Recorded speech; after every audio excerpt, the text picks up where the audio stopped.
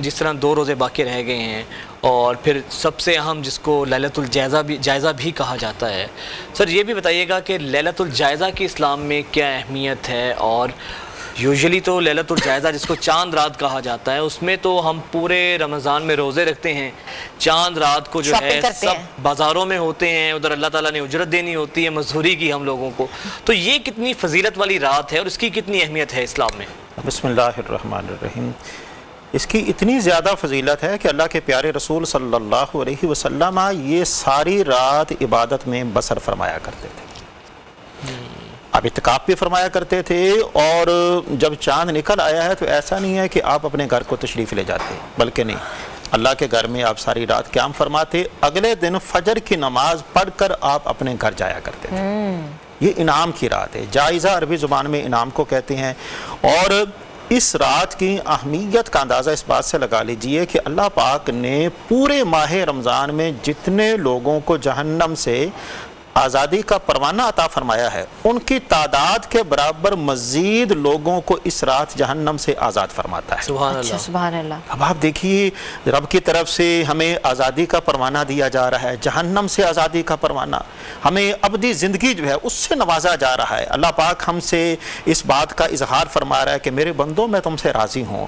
تو جب اللہ کی طرف سے انعامات کا اعلانات ہوتے ہیں، پھر دینی تقاضا یہ بنتا ہے کہ بندہ شکر گزاری میں وہ وقت گزارے، اللہ کی بارگاہ میں حاضر ہو، دعائیں کرے، استغفار کرے، توبہ طائب ہو، اللہ کو راضی رکھنے کی کوشش کرے، اور یہ دعائیں کرے، اے اللہ جن عبادات کی بدولت آج تو مجھ سے راضی ہوا ہے، مجھے یہی عبادات کرنے کی ہمیشہ ہمیشہ توفیق عطا فرما، میری زندگی کی آخری سانس تک مجھے ان اعمال پر استقامت ہمیشگی اختیار کرنے کی توفیق عطا فرما۔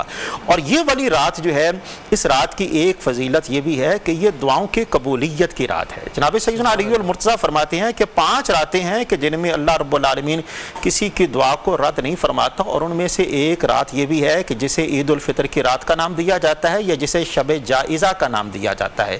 تو ہمیں چاہیے کہ خرید و فروخت جو بھی معاملات ہیں وہ ان سے پہلے ہمیں وہ کر لینے چاہیے، اور یہ والی جو راتیں ہیں، جو مخصوص راتیں ہیں، جو عبادت کی راتیں ہیں، وہ اللہ کی رضا کے حصول کے لیے ہمیں گزارنی چاہیے۔ اس کا طریقہ کار یہ ہے کہ مرد حضرات وہ مسجد میں جائیں، نمازیں ادا کریں، وہاں پر کچھ دیر عبادت کریں، اور اس کے ساتھ ساتھ یہ پہلو بھی ہمیں سامنے رکھنا چاہیے کہ گھر کو بھی ہمیں ویرانہ نہیں بنانا چاہیے، گھر کو بھی آباد کرنا چاہیے۔ اب سوال یہ پیدا ہوتا ہے کہ گھر آباد کیسے ہوتا ہے؟ گھر اللہ کے ذکر سے آباد ہوتا ہے، نمازیں پڑھنے سے آباد ہوتا ہے، تلاوت کلام پاک کرنے سے۔ گھر کے جتنے بھی افراد ہیں تمام کو جناب عبادت کے اندر آپ جائے نماز بچھا دیں، تلاوت کلام پاک کرنا شروع کر دیں۔ دیکھا دیکھی کردار سے بڑی کوئی شہادت نہیں ہو سکتی، آپ جتنا مرضی کسی کو کہہ لیں، آپ کا کہے میں اتنا اثر نہیں ہوگا جتنا آپ کے کردار میں اثر ہوگا۔ گھر کا سربراہ ہے وہ جائے نماز بچھائے، اللہ کے حضور جو ہے وہ تلاوت کلام پاک کرے، نمازیں پڑھے، روزے رکھے، دعائیں کا اہتمام کرے، اس کی دیکھا دیکھی گھر کے دیگر افراد بھی اس کے پاس جو ہے وہ جمع ہونا شروع ہو جائیں گے، اور جب گھر کے اندر ایسا ماحول اور ایسی کیفیت پیدا ہو جائے گی، سب سے بڑی بات یہ ہے کہ اس جگہ کو اللہ پاک آپ کے لیے امن و سلامتی کا گہوارہ بنا دے گا۔ ہمیں اس بات پر ذرا توجہ دینی چاہیے کہ جہاں پر عبادت کی جاتی ہے اس ٹکڑے کو، زمین کے اس حصے کو اللہ پاک امن و سلامتی کا گہوارہ بنا دیتا ہے۔ جب امن و سلامتی کے گہوارے والی جگہ پر، جہاں پر رب کی رحمتوں کا نزول ہوتا ہے، جہاں پر فرشتوں کا نزول ہوتا ہے، جب ہم جیسے لوگ وہاں پر بیٹھتے ہیں تو ہمارے گناہ جو ہے وہ جھڑتے ہیں، اللہ کی رحمتوں کا نزول ہوتا ہے، ہمارے دل کو اطمینان اور سکون کی دولت نصیب ہوتی ہے، اور یہی تو اسلام چاہتا ہے کہ آپ کے دل کو اطمینان اور سکون کی دولت دی جائے۔ اسی وجہ سے اللہ پاک نے یہ ماہ رمضان ہمیں عطا فرمایا ہے۔ اگر ہمیں ماہ رمضان کی قدر و اہمیت کا اندازہ ہو جائے، ہمارے پیارے رسول فرماتے ہیں تو میری امت یہ تمنا کرتی کہ کاش کے پورا سال ہی ماہ رمضان میں ہے۔ اچھا مفتی صاحب، میرے پیارے نبی جو ہیں وہ کس طریقے سے عید منایا کرتے تھے؟ کیا روٹین ہوتی تھی ان کی؟ جی سبحان اللہ جی، بے شک یہ بڑا اہم سوال ہے جی۔ عید منانے کا جو اللہ کے پیارے حبیب صلی اللہ علیہ وسلم نے آپ نے کنسپٹ عطا فرمایا، سب سے پہلی بات تو یہ ہے کہ آپ نے بار بار اس بات کی تاکید کی ہے، دلوں کو صاف کرو۔ بغض، کینہ، عداوت، حسد، یہ روحانی بیماریاں ہیں، یہ آپ کے جسم کو آپ کی روح کو بیمار کر دے، ان تمام چیزوں سے ہر ایک کو معاف کر دیا جائے۔ ہمیں بھی تو رب معاف فرما رہا ہے، اور معافی کرنے والے کو وہ بڑا پسند فرماتا ہے، اسے اپنا قرب عطا فرماتا ہے، سب کو معاف کیا جائے۔ ہمارے پیارے رسول صلی اللہ علیہ وسلم جب عید کا مبارک دن آتا آپ خوشیوں کو سیلیبریٹ فرماتے ہیں۔ اس کے اندر یہ نہیں ہے کہ امیروں کے ساتھ خوشیوں کو سیلیبریٹ کیا جائے، جو غریب ناتواں ہیں ان کے ساتھ نہیں، بلکہ آپ امیروں کے بجائے جو غریب غربا لوگ تھے آپ ان کے ہاں زیادہ جو ہے وہ سیلیبریشن فرمایا کرتے تھے، ان کا دست و بازو بنا کرتے تھے، ان کے ہاں بیٹھا کرتے تھے۔ اگر کسی کا کوئی پرسان حال نہیں ہے، کسی کی کوئی ضرورت کو پورا کرنے والا نہیں ہے، اللہ کے پیارے حبیب ان کی ضرورتوں کو پورا فرمایا کرتے تھے۔ یہی اللہ کے پیارے حبیب کا پیغام بھی ہے کہ ہمیں عید بذات خود نہیں منانی چاہیے، بلکہ عید کی خوشیوں میں ہمیں دوسرے لوگوں کو بھی شامل کرنا چاہیے، کہ جو عید منانے کی طاقت نہیں رکھتے۔ دیکھیں اسلام جو ہے وہ توازن والا دین ہے، اسلام جو ہے وہ معاشرتی طبقاتی تقسیم جو ہے اس کو ختم کرنے کے لیے آیا ہے۔ کوئی آدمی یہ نہ سمجھے کہ میرے پاس ہے تو مجھ پر اللہ کی بڑی کرم نوازی ہے، کوئی آدمی یہ نہ سمجھے کہ میرے پاس نہیں ہے تو مجھ پر اللہ کی طرف سے کوئی ایسا نہیں ہے۔ رب کا یہ اصول ہے، اس نے کسی کو دیا ہے تو اس کی آزمائش ہے، کسی کو نہیں دیا تو اس کی بھی آزمائش ہے۔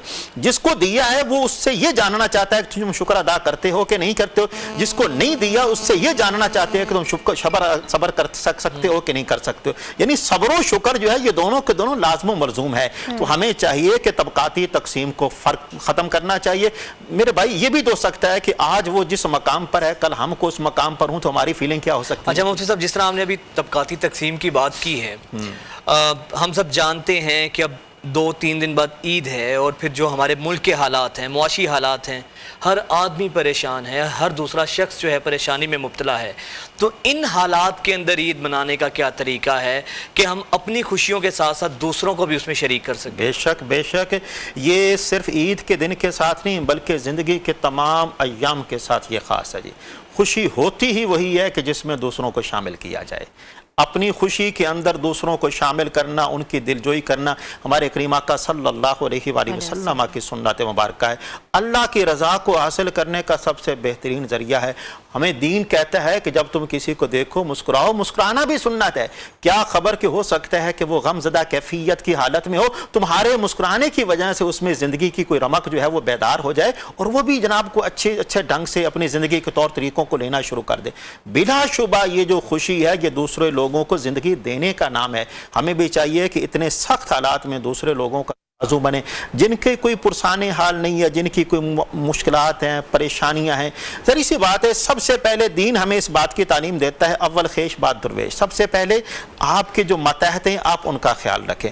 اگر ہر آدمی، میں یہ سمجھتا ہوں ہر آدمی جو ہے وہ اپنے گھر کے دروازے کے سامنے والا حصہ جو ہے نا، اگر اس کی صفائی ستھرائی کو زندگی کا لازمی حصہ بنا لے تو ہمارا معاشرہ جو ہے وہ پورے کا پورا پاک و صاف ہو سکتا ہے۔ یہ نہیں کہنا چاہیے کہ میں نے پورے معاشرے کو ٹھیک کرنا، نہیں، کم از کم اتنے لوگوں کو تو ٹھیک کرنے کی کوشش کی جا سکتی ہے، یا ان کو اپنے پاؤں پر کھڑا کرنے کی کوشش کی جا سکتی ہے تاکہ وہ کسی دوسرے کے سامنے ہاتھ نہ پھیلا سکیں۔ کسی کو دوسرے کے سامنے ہاتھ نہ پھیلانے دینا اس سے بڑی نیکی، عبادت اور ریاضت نہیں ہو سکتی۔ بے شک۔ پھر مفتی صاحب اب لاسٹ میں، کیونکہ ہم اب کلوزنگ کی جانب بڑھ رہے ہیں، آخر میں خاص طور پہ پیغام کے علاوہ میں یہ بات آپ سے کروں گا کہ ہمارے معاشرے میں حسد بہت زیادہ ہے، کینہ بہت زیادہ ہے، بھائی بھائی سے ناراض ہے، باپ بیٹے سے ناراض ہے، گھریلو ناچاکیاں ہیں۔ تو اس حوالے سے بھی ذرا اسلامی تعلیمات کی روشنی میں فرمائیے گا، کیا دلوں میں قدورتیں رکھ کر، بغض کینہ رکھ کر بھی ہم عید منا سکتے ہیں؟ اس کی کتنی زیادہ ممانعت کی گئی ہے اسلام میں؟ دیکھیں جی، جس کے دل میں قدورت بغض ہو، آپ تو عید منانے کی بات کریں، عید منانا تو مسلمانوں کا کام ہے۔ ایسے لوگ تو اپنے ایمان کی دولت اپنے ہاتھوں سے ضائع کر رہی ہیں، اپنی عبادت، اپنی ریاضت، سارے کا سارا کچھ۔ میں نے تھوڑی دیر پہلے بھی آپ کے سامنے یہ بات عرض کی تھی، آپ اللہ کی عبادت کرنا چاہتے ہیں کریں، اللہ کی ذات جو ہے وہ کسی کے سجدے کی محتاج ہے؟ نہیں ہے۔ اس کی شان میں کوئی فرق نہیں آئے گا۔ کوئی نمازیں پڑھے نہیں پڑھنا چاہتا، روزے رکھنے نہیں رکھنا چاہتا، وہ ان چیزوں کو اسے محتاج نہیں ہے۔ اور اس کا اسلام بھی نا، اس کا دین، وہ بھی کسی کے مسلمان ہونے کا محتاج ہے، اور ان کے پیارے رسول بھی کسی کے غلامی، کسی کی تابعداری کے محتاج ہے؟ نہیں ہے۔ حقیقت یہ ہے کہ ہم ان کے محتاج ہیں جی. ہمیں چاہتے ہیں کہ ہماری زندگی جو ہے وہ باغ و بہار بنے. پھر ہمیں کیا کرنا چاہیے؟ ان تمام چیزوں پر عمل کرنا چاہیے. ایک ہی اصول جو ہے وہ زندگی کا لازمی رکھ لیں. جو بھی ہو آپ کی زبان سے، آپ کے ہاتھ سے کسی کو تکلیف نہیں پہنچے گی. احترام انسانیت، خیر خواہی کیا ہے؟ زبان سے اچھا کہنا، دماغ سے اچھا سوچنا، دل میں کسی کے بارے میں اچھا رکھنا. آپ خیر خواہی کا جذبہ پیدا کر کے تو دیکھیں. یہ خیر خواہی ایسی چیز ہے، آپ کسی کے بارے میں اچھا سوچیں گے، اس اچھائی کے اثرات جو ہیں وہ آپ کے جسم پر نمودار ہونا شروع ہو جائیں گے. جب تک ہمیں میں خیر خواہی نہیں آئے گی، احترام انسانیت نہیں آئے گا. نبی معظم شفیع مکرم نے فرمایا تم انسانوں کی بات کرتے ہو، ارے تم جانوروں کے ساتھ خیر خواہی کرو تو جانوروں کے ساتھ خیر خواہی کا صلہ اللہ پاک جنت کی صورت میں عطا فرماتا ہے. ہم نے یہ عقائد پڑھی ہوئی ہے. بہت خوبصورت مفتی صاحب، بہت خوبصورت. آپ کی آمد کا بہت شکریہ.